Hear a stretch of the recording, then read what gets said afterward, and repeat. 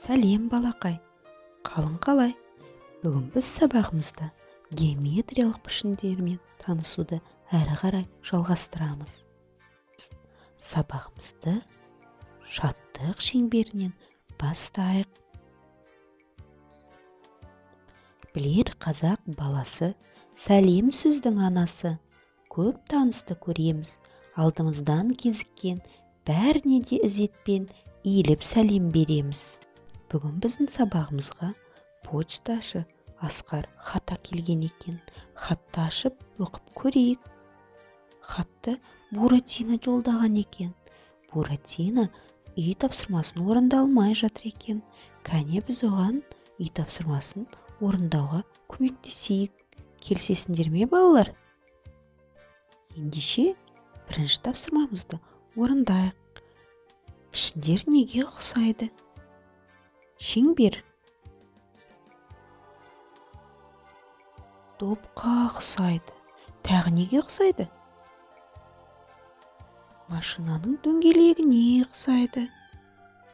Тағы неге ұқсайды? Тиынға ұқсайды, я? Тағы неге ұқсайды? Машинаның рөліне ұқсайды. Енді неге ұқсайды? Күнге ұқсайды. Ал шаршы пішіні? Шоколадқа ұқсайды екен. Тағы неге ұқсайды? Печеньеге ұқсайды екен, я? Тағы неге ұқсайды? Шкафқа ұқсайды. Тағы неге ұқсайды? Терезеге ұқсайды екен. Ал үшбұрыш пішіні ше? Шыршаға ұқсайды. Жол жүру ережелеріне ұқсайды. Тортқа ұқсайды екен. Тік төртбұрыш неге ұқсайды? Диванға ұқсайды, балалар? Калькуляторға ұқсайды екен.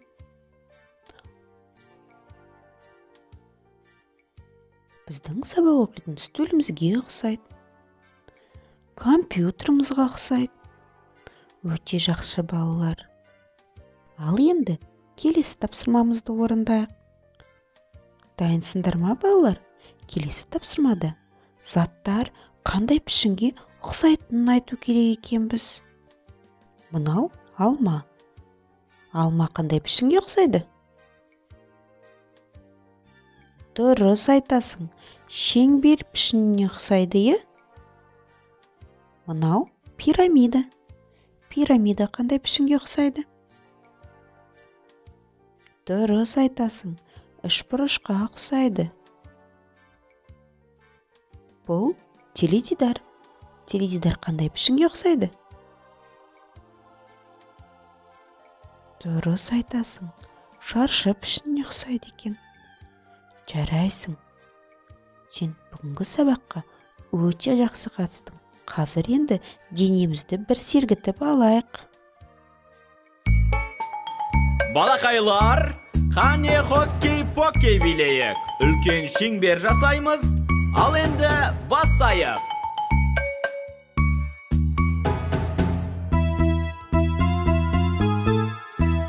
Қолыңды алға соз, қолыңды артқа тарт, қолыңды алға соз да сілкіп ал. Бұл көңілді биді шыр айналып, қане кел билейік. Қолдарды алға соз, қолдарды артқа тарт, қолдарды алға соз да сілкіп ал. Бұл көңілді биде қол соғайық. Қане қол соғайық. Аяқты алға соз, аяқты артқа тарт, аяқты алға соз да сілкіп ал. Ал балақай енді отырайық, отырып билейік.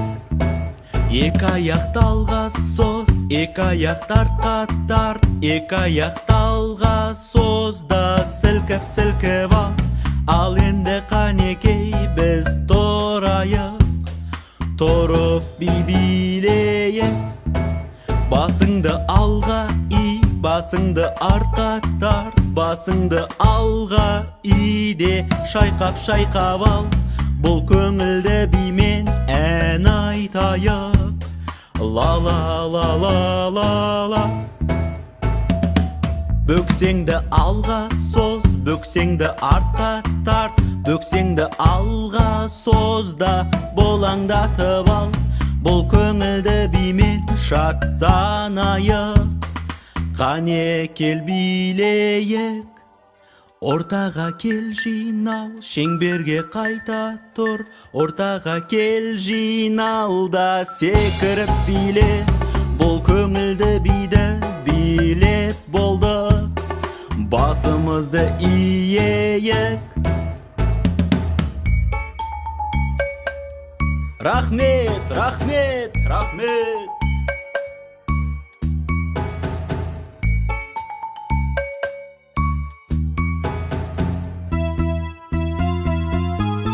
Тамаша балақай, жарайсың. Демалып бір сергіп алдық. Ал енді пішіндерден қандай әдемі суреттер жасауға болатынына назар аударайық.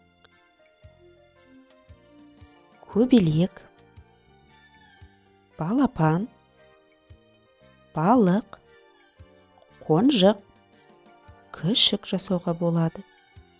Ал енді құстарға ұя жасайық. Құстарға ұя жасайық. Үстіне қойып үш бұрыш әдемі үйшік болады. Астына қойсаң төрт бұрыш. Құс келсін десең ұяға, дөңгелек қой ортаға. Тағы бір қайталап, осы суретті жапсыра қой.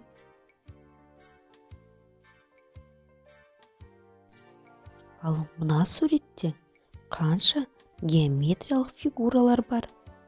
Кәне, санай қой.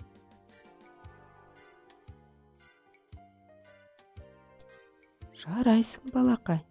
Енді менің сұрақтарыма жауап бере қой. Бүгін біздің сабағымызға қонаққа кім келді? Дұрыс, почташы Асқар келген екен. Ол кімнен хат әкелді? Дұрыс, Буратинодан әкелген екен, е? Бүгін біздің сабақ саған ұнады деп ойлаймын. Сенің сабаққа қатысқаның маған қатты ұнады. Жарайсың балақай. Келесі кездескенше сау бол.